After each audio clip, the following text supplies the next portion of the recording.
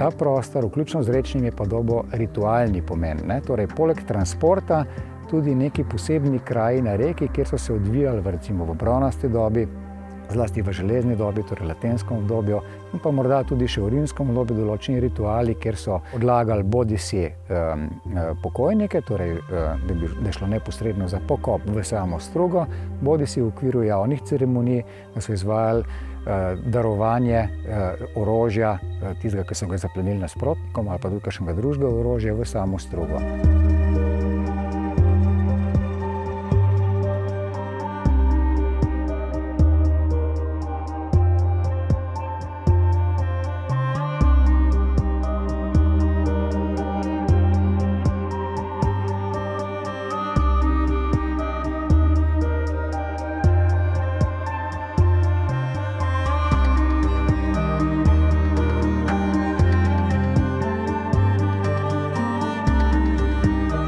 To, kar je pomembno, je, da v smislu, da je zavarovana, je to, da nekako lahko delimo to dediščino, da jo ohranjamo tudi za naše zanamce. Tudi raziskave zadnjega desetletja se ne osredotočajo več v pridobivanje novih najdb, ampak bolj kot ne v raziskavo tistih najbolj ogroženih območij, da se pravzaprav čim več tega arheološkega zapisa ohrani tudi za naprej.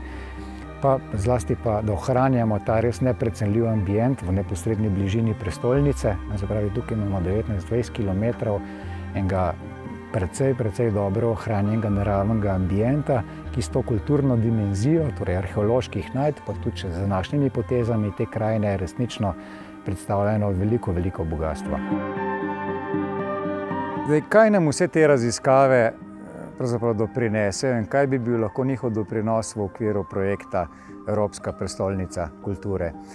Zdaj, na eni strani so stvari, ki so povezane z varstvenimi posegi, in to je zlasti dvig in prezentacija rimske ladje pri Sinji Gorici. Arheologija se zelo dobro navezuje na geološko, tudi dediščino Ljubljanskega barja. Nenazadnje, marsikdo ne ve, da so sedimenti debelejši mestoma od 180 metrov. To je odličen repozitorij okoljskih pridatkov in obstajajo različni načini, kako se to virtualno ponazori spremembe klime, spremembe živalstva, flore v tem ozko zamejenem refugiju, kot se dostikrat reče Ljubljanskemu barju v starejših obdobjih prazgodovine. To že malo napoveduje to našo namero, da se po vzoru zdajšnjih iniciativ v okviru nekega centra, in del takega centra bi bilo lahko seveda praktično kompletna prezentacija, ki bi še prečila nad kulišči vso dediščino, povezala zlasti to starejšo, vključno s to namero, ki se pa ponovno tiče Ljubljanice, da po izdelavi